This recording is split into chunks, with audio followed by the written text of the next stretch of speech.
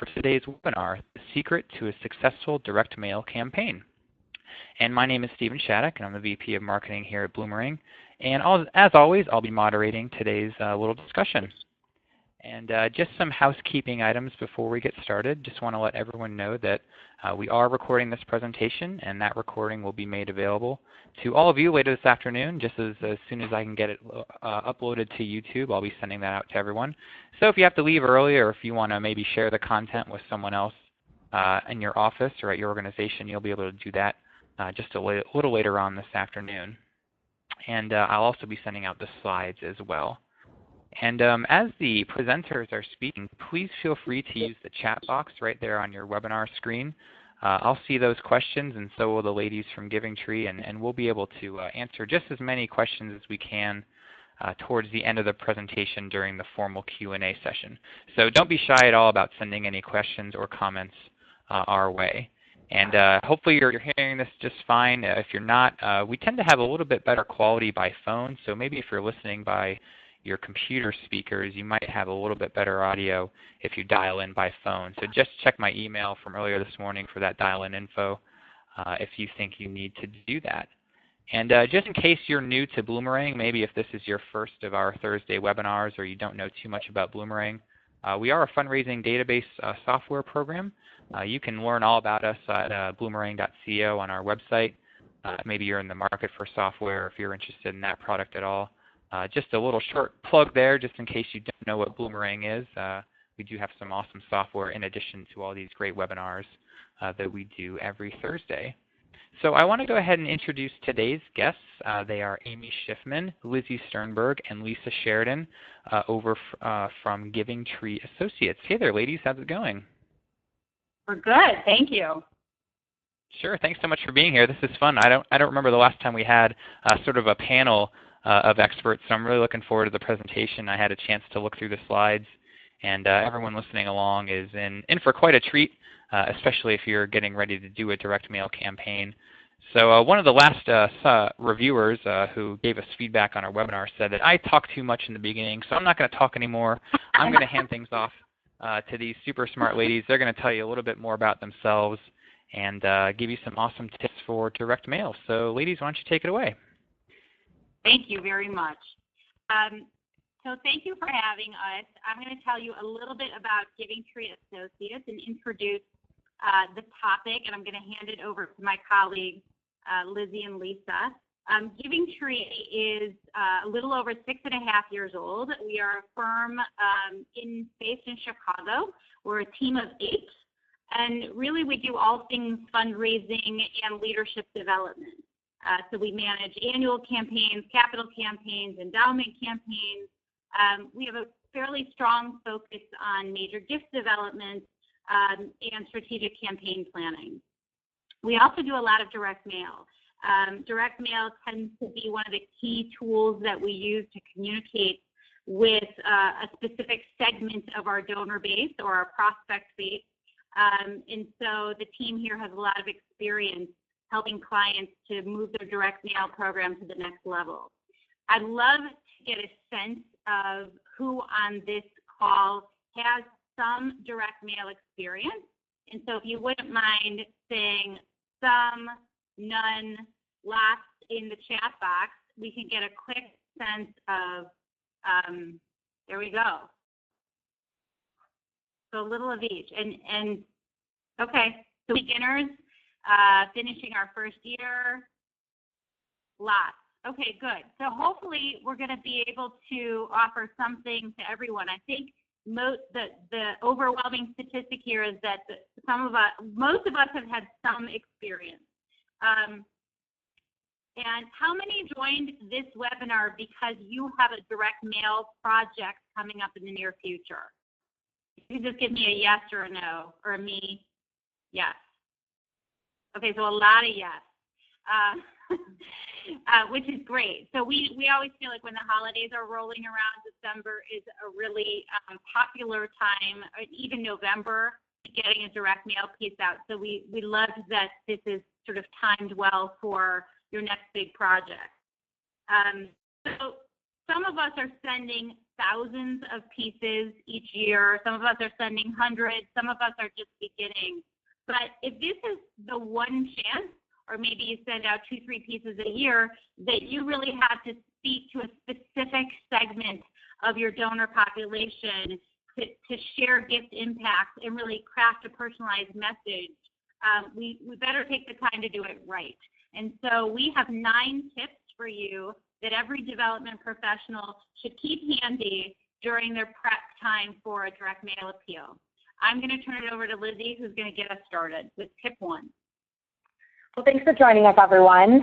Tip number 1 is creating a timeline. This is very basic, but before you start working on your direct mail campaign, it's really important that you put down on paper everything you need to do to make it successful. And you might ask where to begin. So how do you even begin creating a timeline? You're going to do that by working backwards. What is a realistic drop date for your direct mail piece about? What's the date that you want it to hit your donor's doorstep?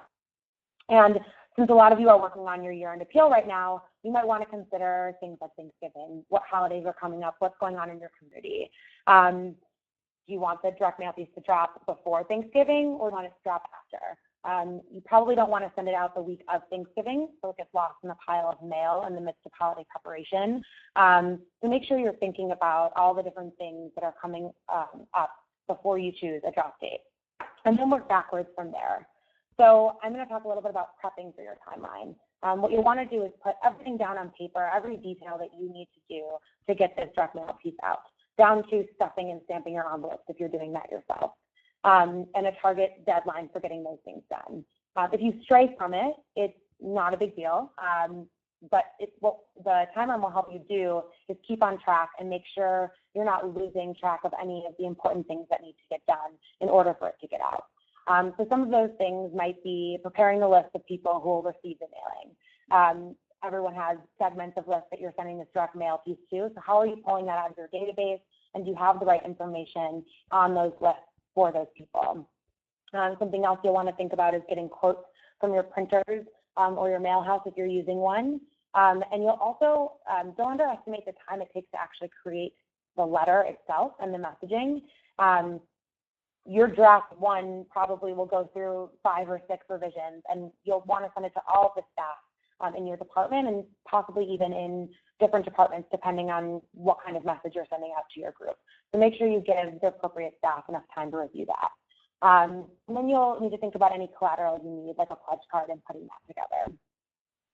And if you are using a print house, that's great, but if you're not and you're doing it in-house, you'll want to think about how much time you'll need to make that happen. You will probably need to build in extra time for printer errors and manual coordination as well. So think about how big your staff is and if they have time to help you stuff and stamp envelopes. And if you don't have a big enough staff, or you don't have enough staff that can help, maybe you want to schedule a few days to have volunteers come in and help you do that. So that's really important to think about. And then another important piece of this too is including time for your board and staff to include handwritten personal notes for appropriate constituents. So maybe not every letter you send out will have one, but most should. And I'll speak more about the importance of personal notes and what you'll need to do with that. But what I want to talk about here specifically is how to build that into your timeline. There's 2 ways that you can go about coordinating these efforts. And the first is simple and won't take as much time. You can invite your board and your staff to come in and sit in your conference room, order dinner, and divvy up all the personal notes that need to be written. So your constituents can, or so that your board and staff can get those done right away, and you can send them out right after all of the personal notes are done. But option 2 is a bit more strategic.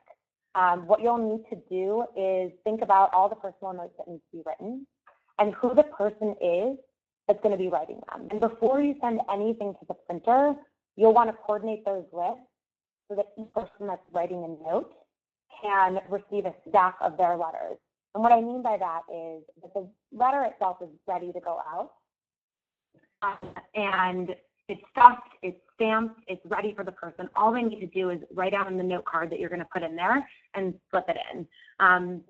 But in order to do that, you'll need to coordinate beforehand, and you'll also want to give anyone who's writing those notes more time than just a night or two.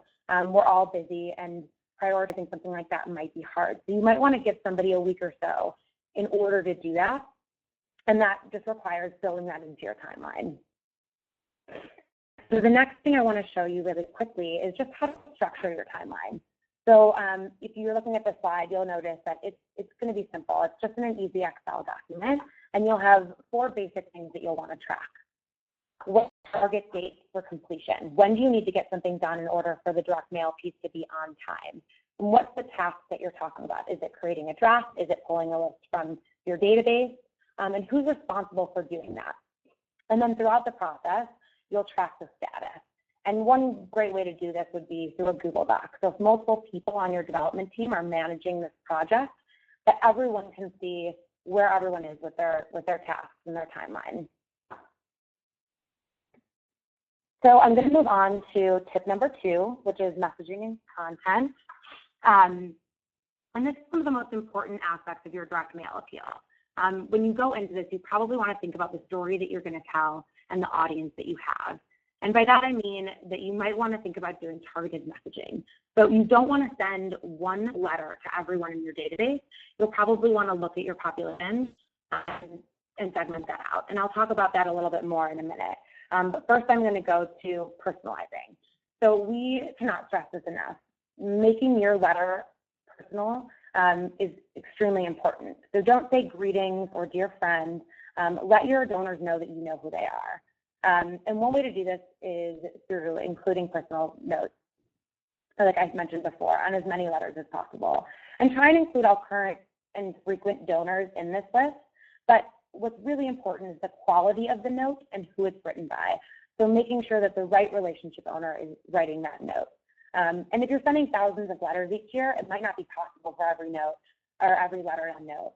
But think about the most important constituents in your community, your donors, your key volunteers, people who are helping you build relationships, and be aggressive about how many notes you want to get written, but also realistic. And something that can help you write more notes on your letter is having your board and staff help you in this process. And so I'm going to give you a few tips to help think about that. So asking your board president to write notes for everyone on your board of directors and your development committees. So that person has a relationship with all those people, so they can take that 30 or 40 notes on.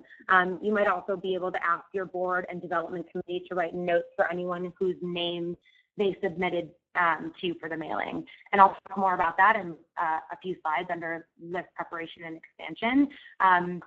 And then ask all of your staff members, whether they're development related or not, to pitch in and write some notes.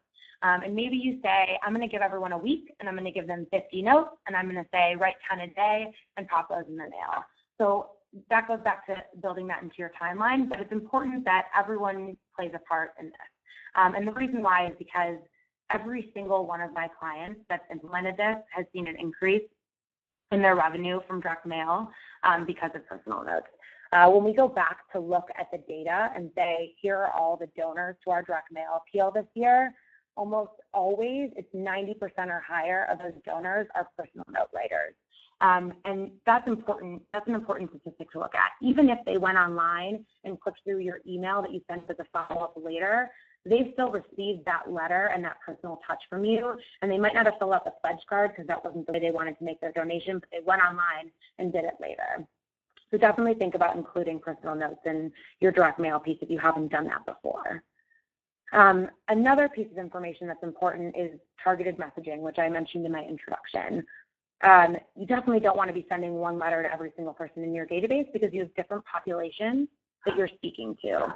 So I'm going to use an example here to illustrate this. If you're talking about like a university sending out direct mail, they have alumni, they have parents, they have grandparents, they have teachers and general donors, and the message is going to be different to all those different groups. So for example, if you're sending to an alumni, you might want a nostalgic message to them about being on campus and how much their time meant. For parents of students, You might want to send a picture of students on campus enjoying themselves and a note about how their dollars are impacting educational programs. And so really think about who your populations are and how you segment to them. And I want to stress here not to underestimate targeted messaging. It's really easy just to send out one letter to everybody, but research shows it's proven that segmented mailings are more successful and they'll yield better results for you. So now that you know who your populations are, the important part of messaging is to tell a story and show your constituents how your organization impacts its community. And your goal is to get the reader past the first or second line of the direct mail piece. And here's an example of a strong opening line. This is what I like to do. I like to write from a perspective of somebody who has, and you can go out into your community and find this person, but who's been impacted by your organization and tell their story. You'll see, dear Samantha, on October 2nd, 2014, our son Ben was 151 days old, and 151 was the number of days that he had spent in the NICU at Children's Hospital. This line doesn't tell you much about the organization, but what it does do is it pulls at your heartstrings, and it makes you want to know more about Ben and his family. Fundraising is all about storytelling, and that's how people will feel connected to your organization and mission and understand the impact that you're having in the community. So make sure that that opening line is very strong. And once you've grabbed your reader, you'll want to show the impact with the hard facts, the statistics that you have.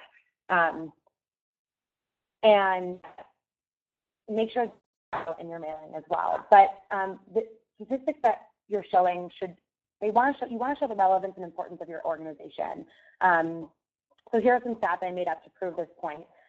52% of families with babies in the NICU are on Medicaid, and 100% of them are using our services.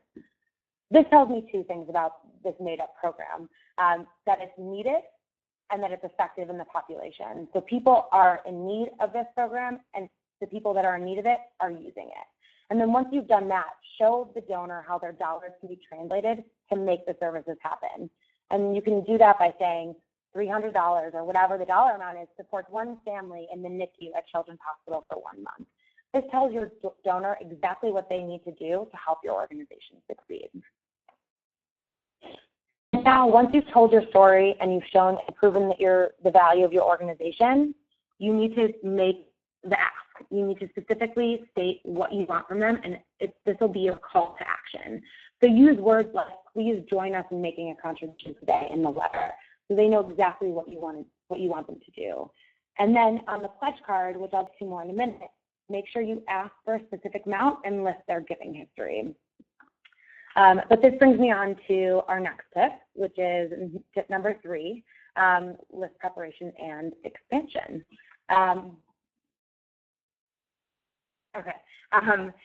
So this could arguably be one of the most critical parts of the direct mail process. You want to make sure the right people are getting the right letters, and in order to do that, you'll think about the targeted messaging conversation that we just had. So targeted messaging is proven to be more effective. How do you do that? You do that by segmenting your list and finding what populations in your data exist.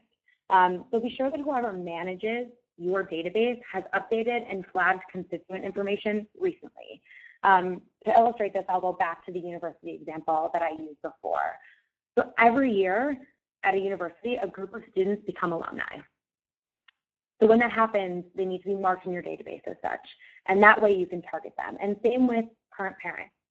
When new students come to your university every year, a whole new batch of parents comes along with that. Are they entered into your database, and are you targeting them? It's important to make sure that your information is up to date and that your list is segmented that way. And if you don't track this information currently, make sure you sit down with your team and talk about how you can do it. And it might not be ready for this direct mail piece, but it could be ready for future direct mail pieces. And so I really urge you to think about how you're tracking your data and how you're using that effectively. But there are also 3 ways that this tip, list preparation and expansion, are going to increase the return on your direct mail piece each year.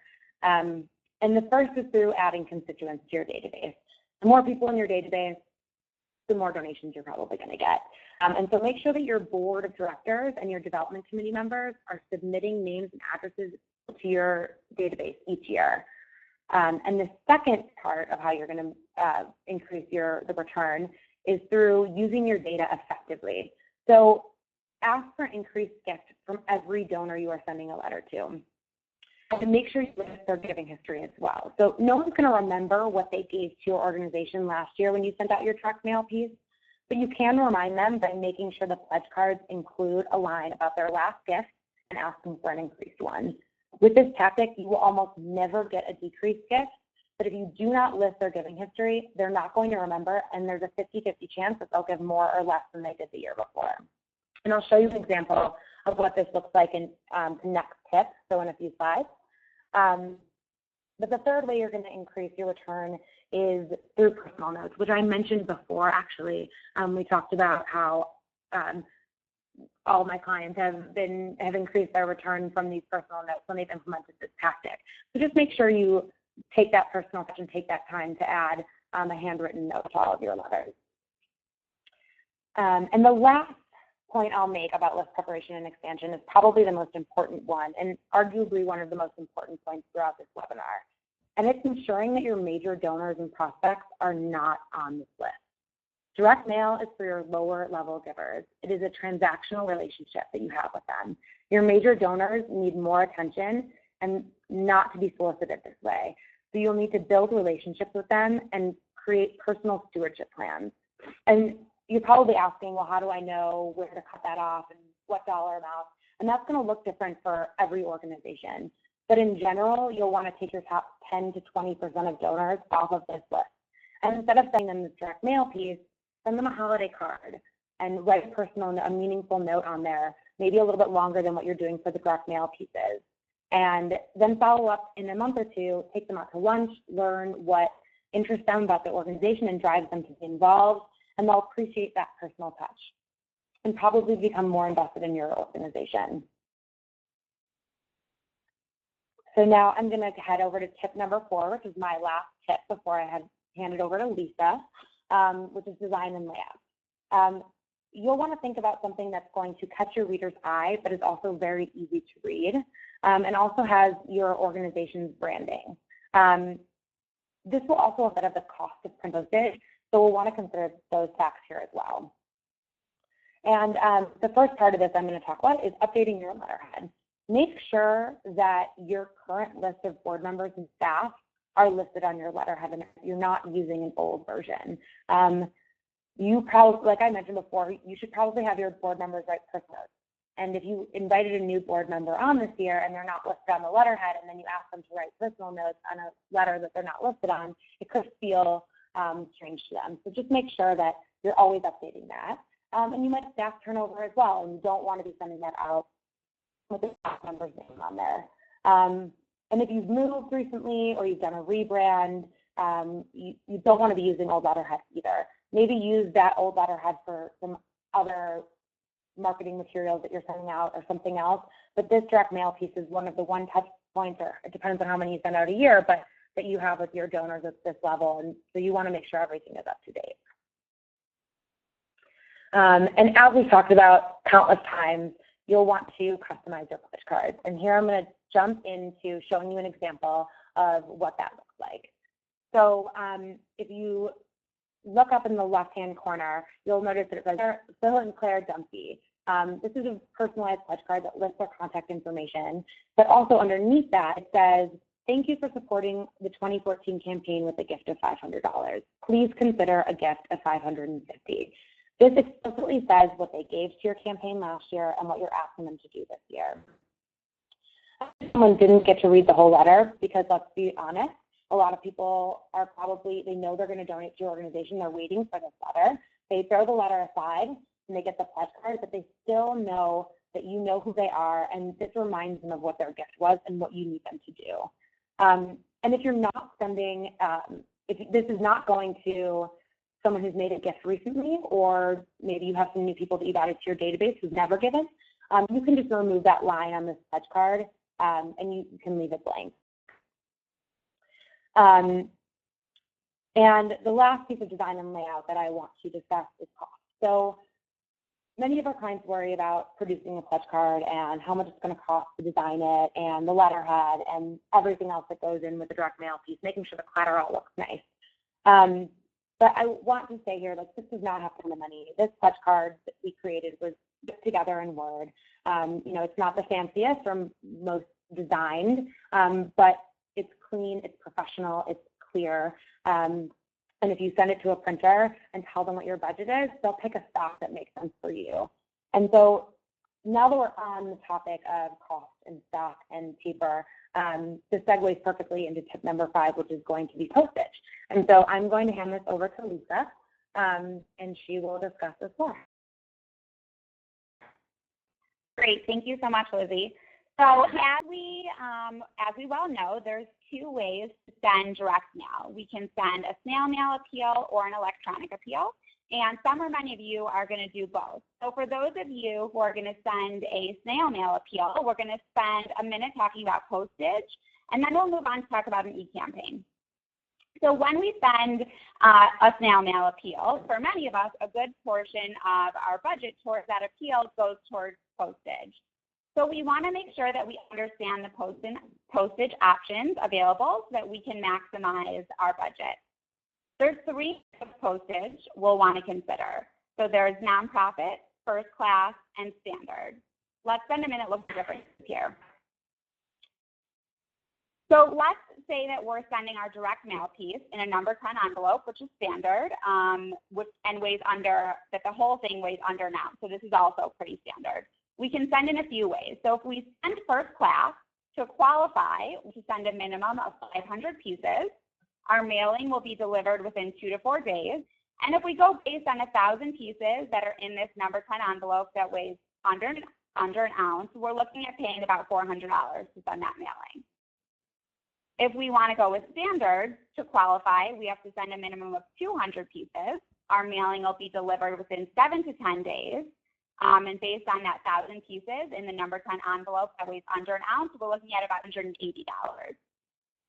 The thing to consider with standard mail is that it has to be sent through a mail house, which means you're going to pay a fee to the mail house to help you send that. So sometimes it's actually cheaper to mail the 200 pieces by yourself with first-class postage. So we just encourage you, you'll want to kind of price that out and see which way you're better off before deciding.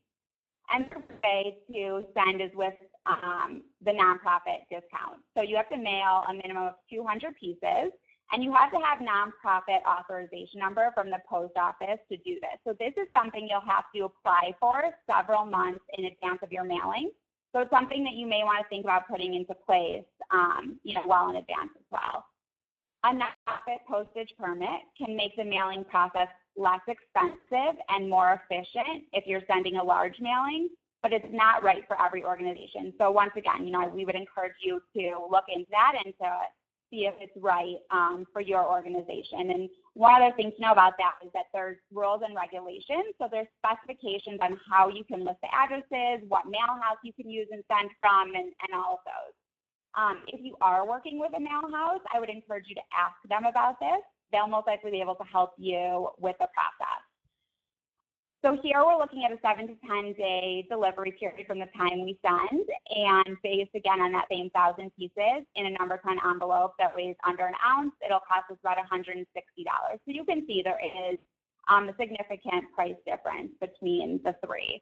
So we've also included a link here, and you'll get these slides after. So if you want to learn more about applying for nonprofit postage authorization, or you want to find the application, you can do so by clicking that link. So a couple other things to consider in terms of postage. You want to weigh a sample of your mailing before printing and before purchasing the postage so that you know how much each piece will cost. So, and I say this, that you want to mail it before printing as well, because sometimes there's a very small change that you can make either to your paper stack or to your printing method, and that'll actually keep you within the standard weight, which will then have a big effect on the cost of postage.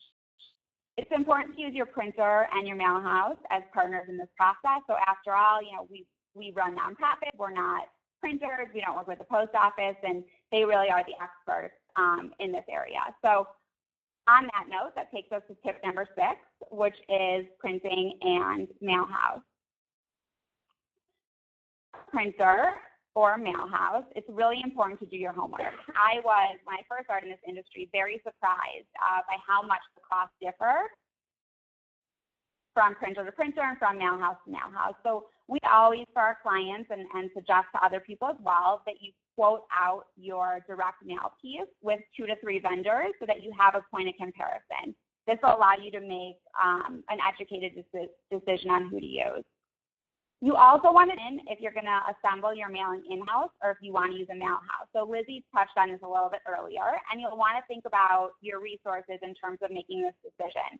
You have the staff or the volunteers to put together the mailing in-house. Can you do this in a timely fashion? How you want your staff using their time. So there's a bunch of questions you'll just kind of want to think through to determine if that's right for you or not.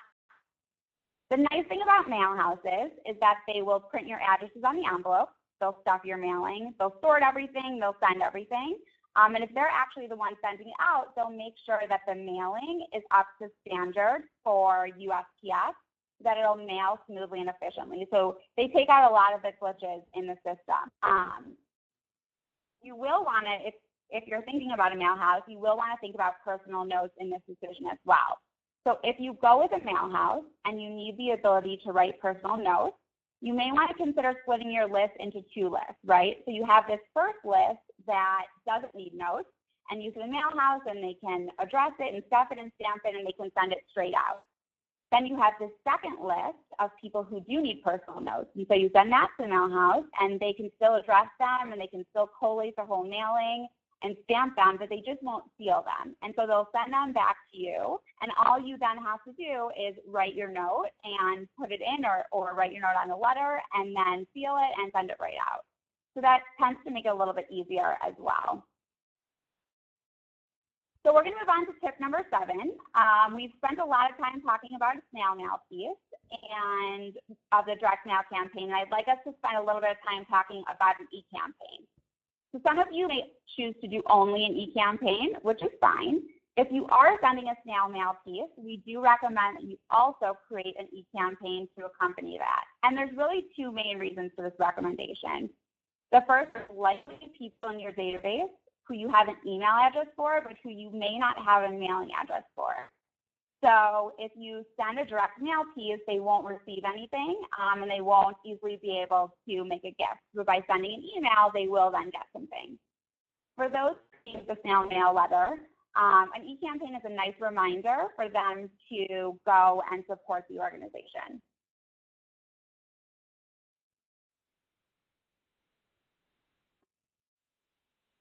So I always like to learn from organizations.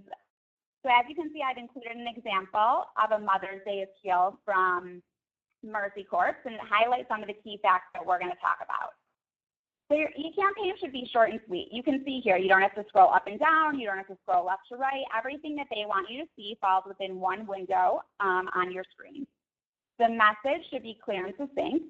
And you want to make it really obvious what you're asking for and easy for people to know where to click to support your effort. So if you see this big yellow button at the bottom, it's large, it's easy to see, it's in a nice bold color, so it stands out. It's very obvious to me if I want to make a gift where I should click and what I should do to do that. I would also always suggest that you create your appeal in your email marketing platform. So I often will see organizations who take an image of an invitation they created or an image of something else, and they'll paste that JPEG directly into their email marketing platform and hit send. I strongly urge you not to do this, and I'll say that again. Strongly urge you not to do this. Not paste one image directly into your email marketing platform and hit send. Email marketing platforms are designed to raise a huge red flag when this happens and send those emails to spam. So the last thing that we want to do is we don't want to spend a lot of time, creating this beautiful e-campaign and then have it end up in someone's spam folder so that they don't see it.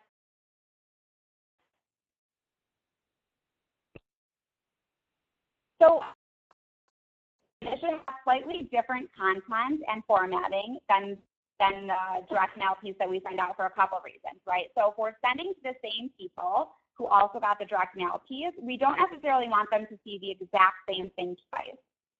The e-blast should also be short and sweet and formatted for email. This also means choosing a format that's mobile friendly. So after all, and I'm totally guilty of this, and I would guess many of you are too, but we all read our emails on our phones now, and so we want this to be an email that people can easily read on their phone. And our call to action is also going to be different in our e-campaign, since we can link people directly to the donation page. So as we just saw in the example, we want to make that call to action obvious, direct, and easy to see. We are also to a donation page. So when I say that, I really want you to link directly to the donate page, not the organization's homepage, right? Because you don't want people to have to click through and find where to give. You want to make it as quick and easy on them as possible to go to the site and to make that gift. And always test your donation portal. So I'm going to share a quick personal story here, but last year I got a really powerful email from an organization and one that motivated me to make the gift. And I went to their website to actually make the gift. And I tried to enter the gift twice and it wasn't working, and my phone rang and I walked away and I never went back. So I never actually made the gift to that organization, even though I had wanted to. And my guess is that no one there actually checked their portal, and they didn't know that it wasn't working. And I wish they had, because they would have had, a new donor. So I say that just to say that this happens, and you don't want to be in that position. So the next thing to consider is the use of images. Images are powerful, but make sure that you don't use more than one image in your e-blast, as again, this will increase the likelihood that it ends up in someone's spam folder. And next piece is testing your e-blast. So you always want to send yourself a test of the e-blast. E-blast looks different in an email marketing platform than they do in your inbox or on your phone. So I think it's helpful to view the e-blast in the way that your constituents will be viewing it, and make sure you're happy with how it looks. Also click through to make sure that all of your links are linked to the appropriate places and that they work. The last is a plan for our leadership to share this with their network. So we talked about the importance of personal notes in our direct mail letters, and the same is true in our e-campaign. A personal outreach will help maximize the return on our campaign. So we'll want to encourage our board members and our leadership to forward the e-blast to their contacts and to include a personal note when doing so. And even if their contacts are on the list and receive the e-blast, it's still helpful for the leadership to forward it, because people are always more likely to open an email from a friend than they are from an organization. And I just think it's helpful to remember here too that people give to people and friends give to friends. So we really want to make this personal for people so that they want to give and they want to support all the great work that you and your organization are doing. So typically, prepare your team and resources. So chances are by this time, we've spent a lot of time working on the direct mail piece, preparing the list, working with the printer, the mail house, all of those details. And one of the last and most important steps is to make sure that our team knows about the direct mail piece, is prepared for, and understands what they'll need to do once that piece hits. So we want to prepare our staff for, calls, emails, questions that they may get. So we want to make sure that they know what's being sent out, and that they're prepared to answer any questions that come in. We also want to prepare our database. So make sure that your database manager is ready to enter the incoming donations, the second that they come in, and make sure that you have your database set up appropriately. So you'll want to have a campaign fund appeal. You'll want to have all of your codes set up in the database, and you'll want to make sure that your database manager knows where and how appropriately code these gifts. We'll also want to think about reporting out on our campaign, right? So we recommend that you build an easy-to-run report that you can use for updates to your leadership. And you can do this, before your campaign goes live, and then have it ready. So after the gifts start coming in, all you have to do is run that report. So we'll want to alert people about a few different things, right? We'll want to alert our board members when one of their contacts makes a gift. This way they can send a personal thank you, and Amy will, in a couple minutes, talk more about personal thank yous. And we'll also want to send regular updates to our exec board, our development committee, our board of directors, so that they all know where we stand in the campaign and where we also stand towards our goals for this campaign. So having an built report will make it very easy for us to send out all of these updates. So I'm going to turn it over to Amy now for our final tip number 9 on acknowledgements and giving thanks. Thanks, everybody. So I think the key thing in thinking about how we say thank you, when we say thank you, is just coming up with a plan. And our tendency, or the tendency that we have seen within the clients that we work with, is this tends to be an afterthought. So what we're suggesting here is decide before the mailing ever goes out what's going to happen once it comes back in, once the dollars we hope start rolling back in. Make sure your acknowledgments are current and ready to go. In other words, don't count on the fact that you can just take last year's letter and quickly change the date on it and it's going to be ready to go. Make sure that there aren't new things. We hope there are new things to say each year in the thank you note. You want to, like Lizzy mentioned, really focus on gift impact and letting donors know what their gift to you allows the organization to achieve. If it was your board member who brought that donor in, if it came from a board member contact list, be sure you let the board member know that the donation came in so that a phone call can be made by the board member, or the board member may choose to write a personal note. Really important. I've seen lots of angry board members when someone says a month later, oh, I made a gift because I got that letter with your name on it, and the board member has not been contacted. So be sure that when you're entering that list into your database in the first place, that you've got the board member coded as a solicitor on the gift, even before anything's come in.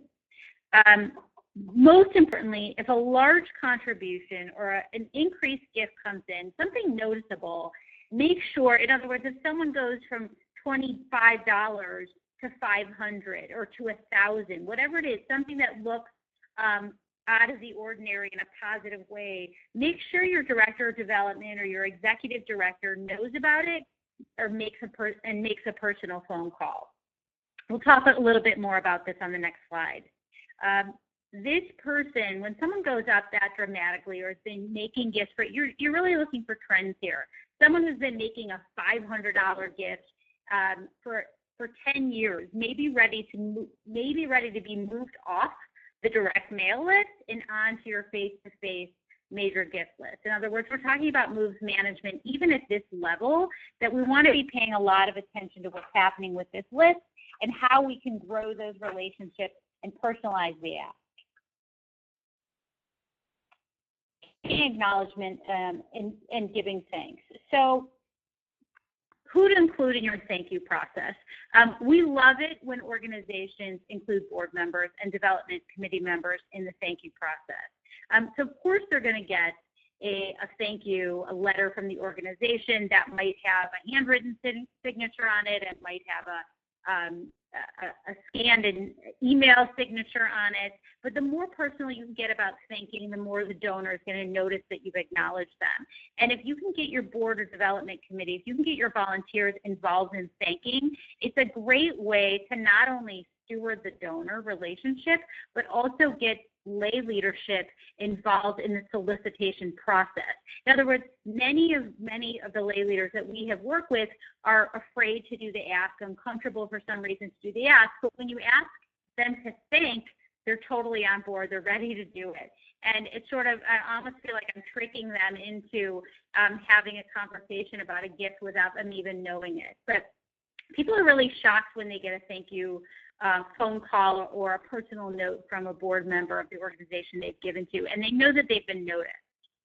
In terms of timing, gift acknowledgments should really go out within 72 hours of receiving the gift, if not sooner. I've heard many donors complain about the fact that often they wait weeks and sometimes even months to get a thank you note. And again, it's kind of, when we look into what the problem is there, it tends to go back to the lack of pre-planning on the part of the organization. In other words, well, it was a big gift, and we needed the executive director to sign the letter, and the executive director was out for 2 weeks, and so the letter's just been sitting on their desk. That is a great way to make people feel unappreciated. So get your ducks in a row before the letters go out. Even if you don't have board members or an executive director to make that personal phone call, that call of thanks. And by the way, you're only doing a personal phone call probably to a very small segment of your direct mail donor base, right? You're not asking the direct the executive director or even director of development to call every single person. Those are that kind of action is really saved for those who've done, again, something noticeable, out of the ordinary, really increased their gift, maybe made a nice first-time gift. But make sure that you can add a personal touch to the thank you note. So much like we were asking you to add a note to write up in the upper right-hand corner of the direct mail appeal, the letter itself, just to personalize it. And on that letter, this is one of your questions, by the way, what might you say? You might just say, hey, thanks, Amy, for the gift that you made last year. We really appreciate it. We hope you can participate again this year, right? We all respond more positively when someone's speaking directly to us and when we know that our absence or participation in the campaign is going to be noticed. So the same is true on the thank you note. If you can decide who's going to write those thank you notes on the thank you letter itself, or you can attach a separate note card with a paper clip with a thank you note on it. It just goes above and beyond that letter that looks like it's just been processed in the office, the better. You know, our theme here is that the more personal, the more targeted, the better results we have, the more likely this person's going to give again. And again, we really love including lay people in the process. We love asking them to write notes, to make personal phone calls. If this can really be a group effort, you're going to see the results of that action. And I think now we are going to open it up, am I right, to questions. And I know we're getting some on the chat list, and we're going to answer a couple of them. I answered what should the personal note say. So again, there's a note that we're recommending, a personal note on the letter itself that just says their name first and foremost. You're right, again, and encourages them to participate. Anything personal. Hope your daughter had a great third birthday. Whatever it is you know about them, you want them to feel like we're counting on them for the campaign. The personal note, again, will go on that thank you note that will say, thank you so much for participating, Amy. Your gift really means a lot to us. I mean, just something so that it's not just that note. Is it okay if thank yous for checks take longer than online gifts?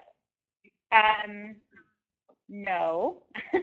What do you guys think? I think no. I think you're saying the point here is that the thank yous need to go out quickly, right? And so you have to decide what that means in your office. You know, is a 3-day turnaround possible? In most of the offices that I've worked in, we've had a 48-hour turnaround. That was my expectation of my team to get those. We had a person dedicated to gift processing, getting letters out, and then letters at a certain level and up came to my desk. So generally, I was signing letters to donors at 500 and up, and I brought a school letters for $1,000 and up donors to my head of school to sign. You have to decide what that plan is within your office, right? Some may go out without a personal note, but if you can do it, it's a great touch. Next question. Rules about letter length. You want to answer that? For letter length, you'll want to make sure you keep your direct mail piece to a page. Short and sweet is great, but you also have content that you need to deliver, like your mission. You have that somewhere in there, and you're also telling a compelling story specific. So try and keep it to a page. Actually, definitely keep it to a page. And if there's other information that you want to communicate to your community, like maybe you launched a new program, include a brochure in the direct mail piece. That won't get lost in your letter. And make sure that you are, we tend to ramble on, but just make sure that you are short and succinct and only including the information in that letter that needs to be said in order to deliver your message. Okay, we have a question about, you want to repeat the question? So the question was, we're a virtual organization, and how do we write notes when we don't have a place to go to do that? So this is a great question, and I think this is true for non-virtual organizations also. Not everyone can make a meeting or can come for one night. So we will take the letters for a board member, and we'll put all of them into a manila envelope, and we'll create kind of a one-page sheet that says, note writing, and we'll put some sample text on there for notes that people can include. and we'll send it out. So we'll mail it to each board member, so they're getting this packet with exactly what we want from them. Please include a personal note on letters. Here are some sample text that you can use in your note, and please mail them out by X day. And then they have all the letters in there and blank note cards, and everything's ready, stuffed and stamped for them. So all they have to do is write the note, put it in, and seal it.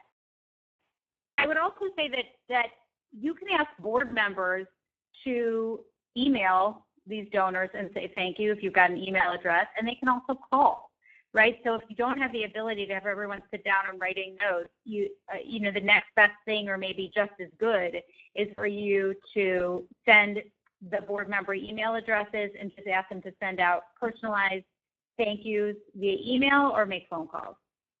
The next question, Lizzy's going to answer. So somebody asked how to customize your increased gift ask, and if there's a field for that in your database, whether it be Bloomerang or something else. There's not a field that you would enter in your database for that, but what you would do is when you export your list, you have this big Excel spreadsheet, and it lists all of your donors, what their last gift was, their address. Add a column to that and increase the gift by 10 or 20%, whatever your organization is comfortable with asking for, but do it in increments. So you're not going to make that formula so that someone's giving $500, $510.33, but maybe everyone that's given $450 to $500, you're asking for them to give $550 or whatever that number is, and make those brackets. So I typically, before I even look at the spreadsheet, the donor spreadsheet for the direct mail piece, I come up with the brackets that I'm using. Everyone from 1 to 25, I'm asking for $30. Everyone from $25 to $50, I'm asking for $75, or whatever that might look like depending on what your organization is comfortable with.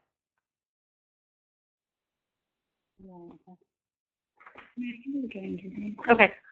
So there was a question about when to send your direct mail appeal in accordance with Giving Tuesday. So Giving Tuesday this year is on Tuesday, December 2nd, for anyone who is looking into that. And if you are not currently looking into it, I would encourage you to go to givingtuesday.org, great website that has all the information and accompanying materials that you need to create a Giving Tuesday campaign.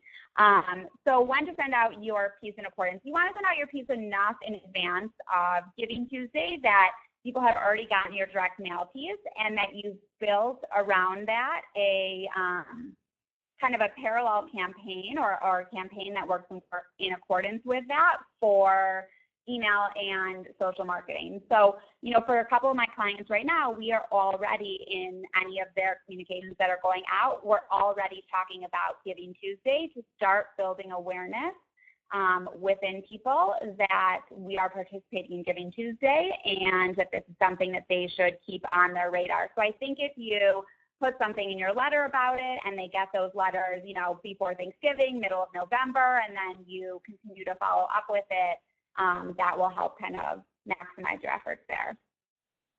We have another. We've received some questions about when to send out your email campaign along with your snail mail. So typically you want to give someone enough time to have received their mail, open it, and process it. So if you're expecting your snail mail to drop, let's say today on the 30th, you'll probably want to give everybody at least a week in order to receive it, open it. I mean, if someone's been out of town, then they've opened their mail, and when they get that email blast from you, they've already seen the personal note. They've read your letter, and this is just the easy way for them to go to your website and make the donation, make that action happen. And you'll probably, like, if you send out your direct mail piece sometime in November, you'll probably send more than one email out to your community asking for gifts, especially if you only have emails for. So you might want to think about spreading them out every 2 weeks. You could, and leading up to the end of December, a lot of people make gifts before the new year. You'll probably want to maybe send one a week, or maybe you send one twice in 1 week. But don't inundate your community either. Think about the other communications you're sending out. If you're a very email-heavy organization, be very strategic about sending out these email asks, about when you're sending them out and how many you're sending out. If you don't communicate very often via email with your community, it's okay to send a few more because they're not getting any other emails from you outside of that.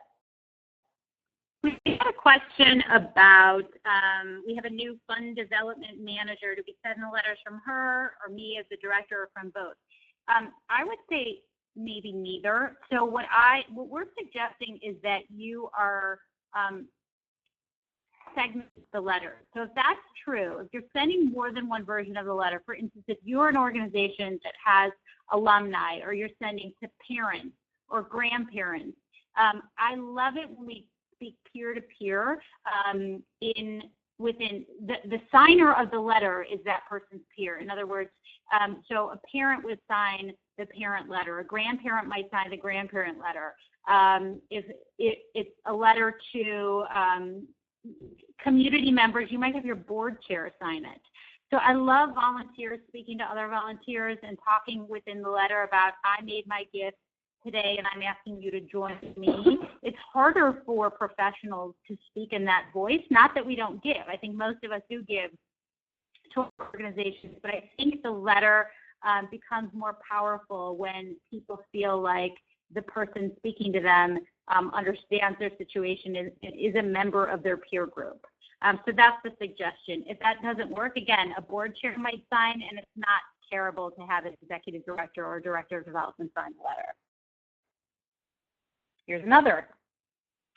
So there's been a bunch of questions about video and whether we should include video or not. So I think that a well-made video can be very powerful and very effective. If you have a short video piece that has been done or that your organization is using or that you can create it, that can be very powerful. If you don't have something and you're thinking of throwing something together, I would say it depends how well you can do it. If you can do it well, it can be great. If you're throwing it together to throw something together to have a video, there's probably better ways to spend your time and ways that will yield a higher rate of return. Saying all of our appeal letters and thank you letters are all signed by the president and CEO. Is that bad? It's great. It's fantastic, but that statement would make me wonder whether or not that was the best use of his or her time. In other words, I'm generally saving the signing, especially if it's a handwritten signature with a personal note, the ED for some special segments of that donor base. If that person really has the time to do it, fantastic. But if they're really juggling priorities, it might not be the best use of their time. So I think that's something that you've got to weigh. Is it bad to use an electronic signature if it's from the ED? I really don't like electronic signatures unless you're going to add a personal note.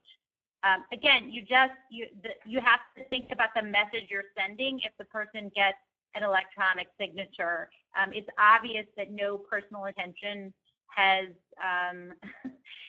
been put into the letter. Sometimes when we're talking about thousands of pieces, we have no choice, right? So again, we're asking you to segment that just like not all donors don't get the same treatment in terms of stewardship, the same is true in a direct mail campaign, right? So what portion of your list really needs to get that scanned email signature, and what portion of the list can we commit to doing something a bit more personal? Also, there was a question about, if you've only got a 2-person team and 48-hour turnaround on the thank you note is not realistic, how do we deal with that? I have worked with smaller nonprofits who say, we use Friday mornings to get our thank you notes out. And I think that's okay, right? I think as long as you have a plan and it's not like a whenever we get to it type situation, I think that's okay. I think that's about the longest, though, that we want you to go, is that weekly sending out. But if that's what works for your team because you're lean and mean, then go for it, but really keep to that schedule. So we're 12:59 Central Time. Do we have one last question, or do we need to wrap up, Stephen? Yeah, I think so. I don't want to keep anyone from their lunch if they haven't eaten yet, but I really appreciate everyone sending in questions and making comments and keeping the discussion going. That's always really cool to me when I see that. So thanks so much. Thanks for everyone for being a good sport. Just in the last minute, I want to give Amy and Lizzy and Lisa just a little bit of time to tell folks where they can find out more about them, where they can check out Giving Tree Associates online. So ladies, why don't you go ahead and do that? Fantastic. And what we want to say, there's so many great questions on here, and we did not get to answer all of them, especially if they seem somewhat specific to the organization. But you have our email addresses on here. And I would encourage you specifically to email Lizzy and Lisa because they're really the direct mail gurus of the firm, and they would not mind at all you asking for advice. I mean, that's really what we're here for. We don't charge for advice. It's free. So if you have questions, just email us. It's all our first names at Giving Tree Associates. Check out our website at www.givingtreeassociates.com and check out our blog. We've written a couple of times and we've included the link on our website to some of this information that we have for you. But we would love for you to be in touch. Yeah, please do that. And I will be sending out the slides and the recording in just a couple hours here. So you'll be able to click through some of those blog posts that they mentioned in their slides and just review all the information that they shared. So thanks again, ladies. It was a lot of to have you. And just so everyone knows, we do these webinars every Thursday. They're totally free. They're totally educational. We've got a really cool one coming up 1 week from today. Kirsten Bullock is going to join us, and she's going to talk about engaging your board of directors in fundraising, which is always important, especially as we approach the year end. So check that out if that topic interests you. We've got a lot of other webinars scheduled through the end of the year, and I'm actually adding some for 2015 already too. So check those out. You might find something interesting. We've got a lot of other educational content on our website as well. So check us out. Check out Giving Tree Associates. And good luck on the year-end direct mail for sure. So thanks everyone for joining us. Thank you again, Amy, Lizzy, and Lisa. It was a lot of fun. Thanks for being here. Thanks for having us. All right, we will talk to you next week, hopefully. And if not, we'll see you soon. So have a great rest of your day and have a good weekend. Bye now.